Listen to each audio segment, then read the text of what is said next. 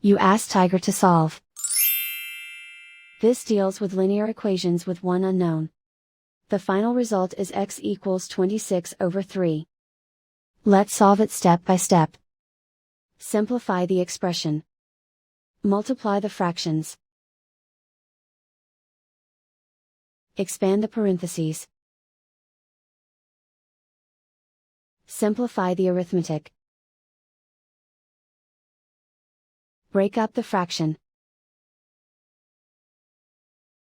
Group all constants on the right side of the equation. Add 21/5 to both sides. Combine the fractions. Combine the numerators. Reduce the zero numerator. Simplify the arithmetic. Convert the integer into a fraction. Combine the fractions. Combine the numerators.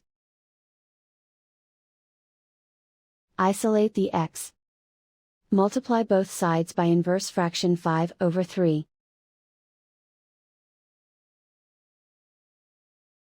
Group like terms.